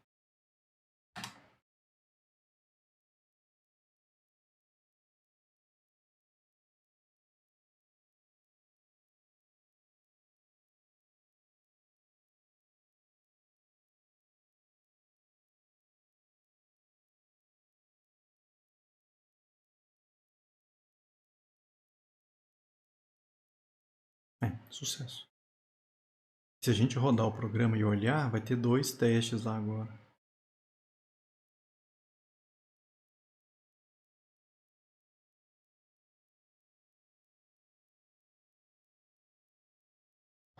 Olha lá. Fez a inserção. O que está dando errado é... Eu queria testar esse cara, né? Descobrir se tem teste escrito aqui dentro. Mas eu não sei como é que eu vou bolar isso aqui na interface. Mas pelo menos chegar até essa view eu sei que chegou, tá? Porque deu sucesso. Então funciona assim, gente. O problema é que esse plugin que a gente está usando ali, ele roda em teste de integração. Então eu tive que fazer com que o teste do Selenium fosse um teste de integração. E aí rodando pelo terminal, usando o Maven Verify, deu certo. Ele startou. Vamos voltar lá em cima. Nossa senhora, quanta coisa aqui. Tudo danado. Ó, Clean Verify. Ele começou o processo, compilou, tal, blá blá blá. Quando chegou no Maven Plugin, era antes do teste de integração. Ele startou meu programa. Ó. Ele rodou a minha aplicação, Spring Boot. A Spring aplicação entrou no ar, até aqui. Ó. Quando ele entrou no ar, aí veio o failsafe. Ó. O failsafe veio, rodou. Aí ele usou o Selenium para abrir o Firefox, rodar os meus testes. Ó. Ele foi lá, inseriu, ó, fez o insert do contato que eu pedi. Aí levou para mostrar todas, fez um select, buscou 1,5 milhão de informação. Mostrou elas aqui. Quando acabou o teste, ele fechou e aí deu sucesso, meu teste passou. Funcionou. Então eu consigo fazer teste com Selenium de uma aplicação nossa, no caso aqui Spring Boot, com esse esquema aqui. É para quando o sistema não usava Spring Boot. Era um sistema usando Servlet com JSP, porque era o mesmo problema. Com o Spring Boot, ele vira um jar que já tinha o Tomcat. E aí aquele plugin que a gente colocou disparava esse jar, então a minha aplicação já funcionava direto. Mas antes, quando a gente não usava Spring Boot, a gente criava um arquivo .war que tinha que ser colocado num servidor Tomcat, não vinha embutido, então tinha que ter um servidor Tomcat na máquina rodando para você implantar a tua aplicação e aí conseguir fazer o teste usando o Selenium. Aí o problema era maior ainda, cara. Porque tinha que ter um plugin capaz de disparar o Tomcat, colocar a tua aplicação lá dentro para depois rodar o Selenium. Esse plugin Maven Cargo, ele fazia exatamente isso. Tá? E inclusive ele baixava o próprio Tomcat para você. Você configurava ele, ó, Cargo Maven 2 plugin. Pré-integration test ele startava, pós-integration test ele parava, e aí vinha toda uma parte de configuração, onde você falava para ele qual servidor que você tinha que ter na sua máquina. Aqui no caso era o Tomcat 9, ele tinha que ir lá, ó, você botava o URL lá no site do Tomcat, ó, e falar para ele, ó, você vai baixar esse arquivo aqui do Tomcat. Em que lugar que você vai salvar esse arquivo? Você vai salvar ele nesse diretório. Uma vez que você salvou ele aqui, você vai extrair ele para dentro desse diretório. Tá? A saída de login eu queria que ficasse nesse caminho aqui. Então eu tinha que configurar um monte de coisa. Ia rodar sozinho na porta 8080. Então eu tinha que configurar esse plugin, explicando para ele onde é que ele achava o Tomcat, para onde é que ele tinha que colocar o Tomcat. Mas aí ele fazia a mesma coisa que a gente viu agora. Quando chegava no teste de integração, ele dava o start nesse servidor, botava a nossa aplicação que estava rodando dentro desse Tomcat, rodava o teste de integração, e aí o Selenium vinha, fazia o que precisava, e depois ele ia lá e matava esse Tomcat para você. O download era uma vez só. Uma vez que você tinha feito o download e extraído, ele não repetia essas etapas, ele vai testar primeiro. Mas na primeira vez ele ia lá e baixava. Eu lembro que para testar isso aqui eu tinha que ter uma aplicação do jeito antigo pronta para funcionar, e eu não tenho mais. A que eu tinha e usava até o semestre passado está dando erro, e eu não sei dizer o que está errado na aplicação. E como a gente não usa mais, eu acho que nem compensa perder tempo com isso. Tá? Então, a primeira maneira de fazer era essa. Ele baixava o Tomcat para fazer o teste. A outra maneira que tinha era você já ter o Tomcat local na tua máquina. Então, imagina que no meu computador eu já tinha o Tomcat instalado. Eu podia configurar esse plugin e falar para ele, ó, na hora de fazer a configuração, e o Tomcat está nesse caminho aqui, ó, Catalina Home. É uma variável de ambiente da tua máquina com o caminho do Tomcat. E aí você falava, olha, é um Tomcat que já existe e ele está nesse caminho aqui. Então é diferente. No anterior ele baixava o Tomcat, aqui ele vai usar um Tomcat que já está instalado na tua máquina. E tinha uma terceira maneira, que era você ter um Tomcat remoto. Um Tomcat que você tem rodando, mas numa outra máquina. Esse eu não cheguei a testar, tá? Não sei, mas como eu tirei do mesmo lugar que eu fiz as outras, deve funcionar também. A única diferença é que aqui, na hora de você configurar, você tinha que configurar usuário, senha e URL do servidor. Porque aí o plugin acessava essa URL com esse usuário e senha para colocar a tua aplicação e implantar ela lá dentro. Tá? Isso eu não cheguei a testar, esse último. Mas os outros dois eu sei que funcionam. Vamos falar do Docker aqui. Qual que era a ideia do cara quando eles criaram o Docker? Vocês olharam o desenhinho? Está sempre envolvendo o container. Por quê? A analogia do cara foi o seguinte. Todo mundo já viu containers, certo? Qual que é a ideia que o cara teve? Ele pensou o seguinte, pô, hoje em dia, se eu produzo um produto aqui em Uberaba, eu consigo pegar esse produto, eu ou compro ou eu alugo um container, a empresa traz esse container num caminhão específico para o container, eu pego o meu produto, eu jogo dentro desse container, ponho esse container num caminhão específico para isso, esse container viaja até uma cidade que tem um porto, existe um equipamento certinho no porto que é capaz de pegar esse container, já põe num navio específico para carregar container. Esse navio atravessa o mundo, vai lá para a China se você quiser. Chega na China, tem um equipamento que consegue tirar esse container do navio, pega esse container, põe em cima de um caminhão específico para o container. Esse caminhão leva até o destino do meu produto, o cara chega lá, tira o produto do container. E você consegue transportar o que você quiser dessa forma. Então a analogia do cara era justamente essa. Pô, seria legal se tivesse uma maneira de eu pegar qualquer sistema, colocar ele dentro de alguma coisa e rodar esse cara em qualquer lugar, não importa onde fosse. E foi isso que ele pensou e fez, criando o Docker. O Docker veio dessa ideia. Se a gente conseguisse pegar a nossa aplicação, colocar ela num container, inclusive o nome que ele usa é container mesmo. Eu ponho a minha aplicação nesse container e aí eu consigo rodar essa aplicação em qualquer lugar, desde que eu tenha o Docker, ou tivesse na época o Docker instalado. Tá? Veio dessa ideia dele, poder rodar em qualquer lugar. Vamos fazer uma analogia aqui, comparar um container feito aí com o Docker com a máquina virtual. Acho que vocês já usaram máquinas virtuais, vocês têm uma noção como é que ela funciona.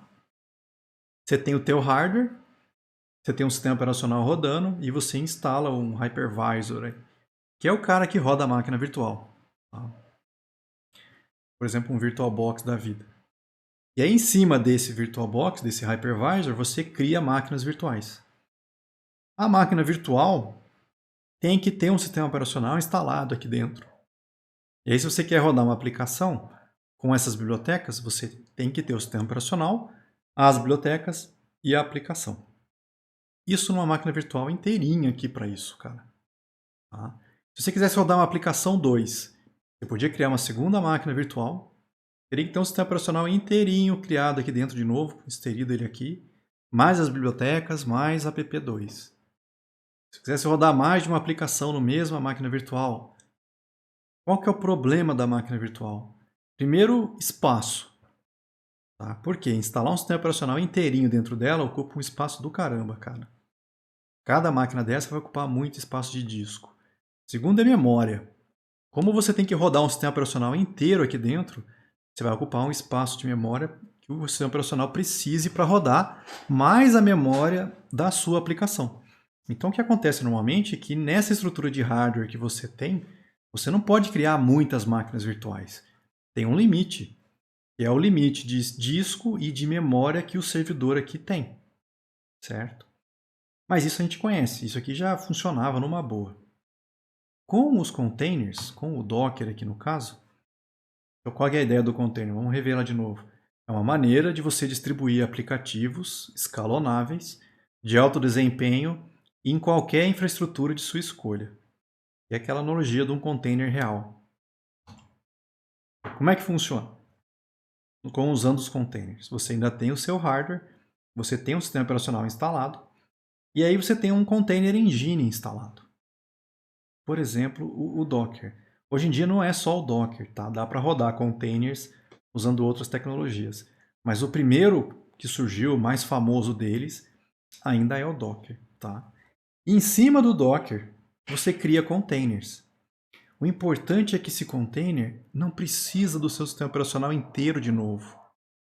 O cara, quando bolou o container, ele fez ele de uma forma que ele consegue aproveitar o sistema operacional que já está na tua máquina.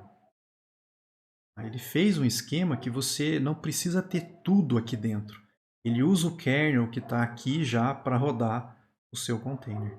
Então, em termos de espaço, eu não preciso do sistema operacional inteiro. Vai ter alguma coisa aqui dentro, lógico. Tem que ter um pedaço aqui. Vocês vão ver que o tamanho é ridículo comparado com a máquina virtual inteira. E aí dentro do container você põe a sua aplicação. Só o código dela. Eu não preciso de um sistema operacional novo aqui dentro de cada container. Vantagem, como ele ocupa pouco espaço e pouca memória, eu consigo botar muito mais containers no mesmo servidor do que eu conseguiria fazer máquinas virtuais no mesmo hardware, certo? Eu consigo criar muito mais containers com o mesmo hardware que a gente teria para fazer o outro. E a vantagem que eu falei, desde que esse Docker esteja instalado na máquina, eu consigo pegar esse container e rodar em qualquer lugar, cara. A minha aplicação não ficou mais presa a um hardware específico, que era o problema que a gente tinha antigamente. O desenvolvedor terminava a aplicação e aí tinha que botar em produção. Era um parto botar em produção, porque normalmente o ambiente de produção era diferente do ambiente de desenvolvimento. E aí, banco diferente, hardware diferente, espaço, memória, tudo diferente. Então não era uma coisa automática. Você tinha que passar o seu sistema para alguém, para esse cara se adaptar ao sistema para conseguir botar em produção. Com os containers, morreu esse problema. Eu, quando desenvolvo, terminei de desenvolver a aplicação, eu ponho a minha aplicação num container e passo para alguém que põe em produção em cima do Docker. Não tem mais aquela dificuldade de ter um cara no meio do caminho para ter que fazer essa adaptação para funcionar. Não tem mais esse problema de, na minha máquina de desenvolvimento, funciona, na máquina de produção, não. Porque o ambiente é o mesmo hoje em dia. Você desenvolve, põe num container, passa esse container para a pessoa, ela põe em produção isso em qualquer lugar do mundo hoje em dia. Tá? Como é que é feito esse container? Existe o que a gente chama aí de imagem do container. Uma imagem de container, ele agrupa o aplicativo junto com o seu runtime e as suas dependências em um formato pré-definido. Um container ele é implantado a partir da imagem de container, oferecendo um ambiente de execução isolado para o seu aplicativo. Isso que eu não comentei, né? Mas Professor, mas aí você está rodando vários containers no mesmo hardware, não tem problema de segurança, não sei o quê? Não, porque por padrão, o que esse container faz, se você não configurou nada diferente, não afeta os outros. Um container não enxerga os outros por padrão. Tá? E o container ele é rodado de uma maneira, e mesmo que aqui dentro tenha um código, sei lá, algum problema, algum vírus, alguma coisa do tipo, ele não tem acesso ao sistema operacional inteiro. Ele meio que roda isolado dentro da tua máquina. Embora ele esteja aproveitando recursos do seu sistema, ele roda de uma maneira isolada para não poder comprometer o teu sistema e o restante do que está rodando aqui. Mas o container ele é feito a partir de uma imagem. Eu já vou mostrar, acho que o desenho vai ficar mais claro. O container runtime, que é isso, né? Com ambientes de execução de containers, que é o container runtime, por exemplo, o runC é um container runtime, o container D, que é o que o Docker usa, o Rocket também é um. Hoje em dia não é só o Docker. Esses três caras, por exemplo, são capazes de pegar uma imagem pré-empacotada e poder criar containers para você. No início só tinha o Docker, hoje em dia dá para fazer com outras tecnologias também. Tá? Tem que ter um container runtime para rodar o container para você. Que é esse cara aqui. Ó. Então, ó, vamos entender a ideia da imagem. Esse container que eu crio, ele é criado a partir de uma imagem. Certo? A imagem é como se fosse um molde de como é que o container vai ser quando você criar ele. Então, como é que a gente normalmente faz isso? A gente escolhe uma imagem para servir de base. É a partir da qual eu vou começar a criar a imagem que eu quero para o meu container. Nesse exemplo aqui, eu comecei com a imagem do Ubuntu. Então, por exemplo, eu quero começar com o Ubuntu 20.04. Existe uma imagem base do Ubuntu 20.04 para rodar com o Docker. Normalmente quem faz essas imagens é o próprio pessoal, no caso aqui o pessoal do Ubuntu que fez isso. Então, eles já colocaram nessa imagem só o suficiente para conseguir criar containers do Ubuntu rodando na tua máquina. Tá? Começa com ela. Como é que eu crio um container usando essa imagem? O que é o container? Eles pegam a imagem, acrescentam uma camada fina, né, porque é pouquíssimo espaço, capaz de fazer escrita e leitura, junto com a imagem que você tinha escolhido, e cria um container para você. Então, o container ele usa aquela imagem para poder rodar o teu container. Tá? Essa imagem que ele usa, no caso o Ubuntu, é somente leitura. Isso aqui ele não consegue alterar. Tá? Essa imagem inicial, ninguém mexe nela. Eu consigo criar um container a partir dela, e se eu precisar dentro desse container escrever alguma coisa, não fica escrito na imagem base. Ele vai escrever nessa camada aqui. Então, se o meu container gera arquivos ou modifica arquivos, tudo que é feito nessa camada. A imagem original usada para criar o container não é alterada pelo container. Tá? Agora, e se eu não quisesse só um container do Ubuntu? Eu quero uma imagem que tem o Java, por exemplo. Eu posso pegar aquela imagem base do Ubuntu, instalar um JRE. Hoje em dia já está até no 17. Ó. Na época era o 15. Então, imagina que eu peguei aquela imagem base do Ubuntu, fui nela, instalei o JRE para rodar aplicações Java. E aí eu gerei uma imagem, que eu chamei aqui de imagem Java. Tá? Uma vez que você tem essa imagem pronta, eu posso... eu continuei ainda, né? Isso aqui era a minha imagem de Java. Além da imagem com o Java, eu fui lá e instalei o Tomcat também. E aí eu tenho agora uma imagem do Tomcat. Essa imagem, de repente eu não quero o Tomcat, eu quero, por exemplo, o Jet. O Jet é outro servidor de aplicações web para Java. Eu podia ter pego o Ubuntu com o JRE e instalado o Jet junto. São duas imagens diferentes, uma com o Tomcat, a outra com o Jet. O importante é que você não repete as imagens, pessoal. Senão ia ficar ocupando espaço pra caramba. Se eu tivesse as duas imagens, a do Tomcat e a do Jet, na verdade, internamente, as duas compartilham as camadas de baixo. Então, o Ubuntu vai ter uma cópia só. O JRE é uma cópia só. E aí ele acrescentou o Tomcat e criou uma imagem. E aí ele acrescentou o Jet e criou outra imagem. Então, os containers, as imagens, já são feitas de maneira a economizar espaço. Não vai ficar repetindo as camadas que são comuns para eles. Uma vez que ele tem esse Ubuntu, todas as imagens que precisam do Ubuntu usam uma cópia só. E aí eu posso pegar essa imagem do Tomcat, por exemplo, e colocar a minha aplicação. A pp1 aqui, por exemplo, dentro da imagem.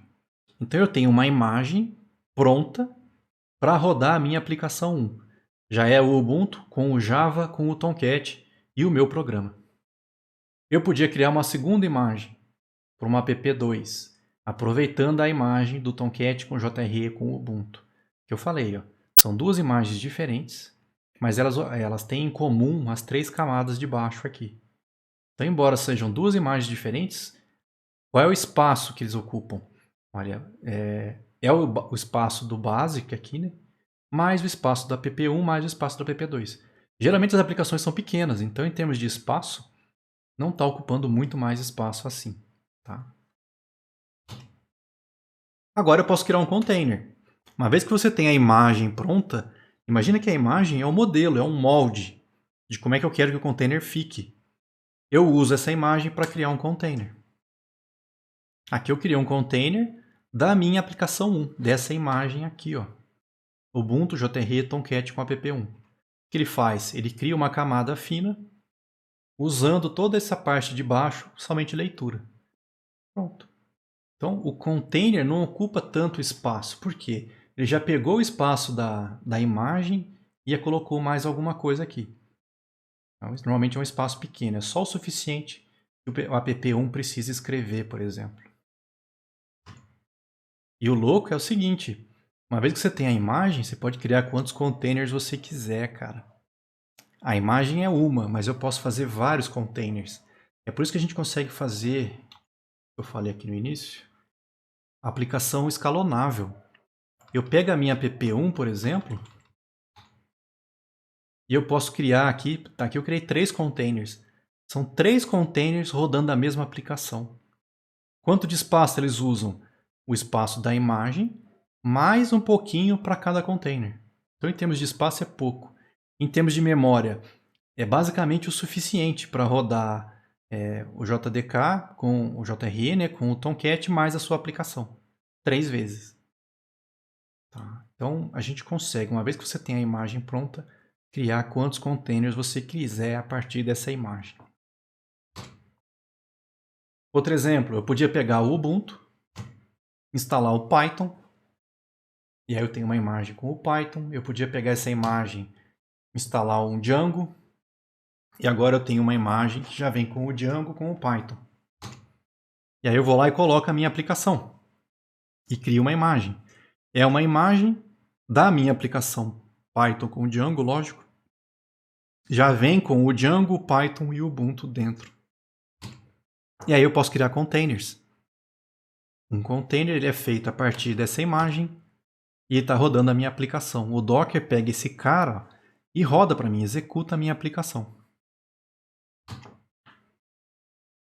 E aí é o que eu falei, as imagens não repetem, elas são compartilhadas. Mesmo que essa imagem aqui, 4, seja de Python com o Django, e a app1, a imagem 1 aqui, seja de aplicação Tomcat com Java, o Ubuntu é o mesmo. Então ele é compartilhado por todas as imagens que usam essa cara aqui. Então, em termos de espaço, uma vez que tem uma imagem, você pode fazer várias outras aproveitando essas camadas anteriores. Então, é bem econômico em termos de espaço. Lógico, eu estou botando aqui Ubuntu 20.04. Essa imagem não é uma coisa só. Se você olhar e parar para ver a documentação, você vai ver que essa imagem tem camadas. O cara, por exemplo, pegou... Não sei se eu coloco aqui. Não. Esse scratch normalmente é o mínimo necessário para o container rodar. E aí ele acrescentou mais, sei lá, um update dos pacotes, aí ele descompactou alguma coisa que precisava de arquivos, blá blá blá blá. Isso aqui tudo formou a imagem do Ubuntu 20.04. Então essas camadas internas aqui também podem ser compartilhadas, de repente por uma outra versão de algum Ubuntu da vida.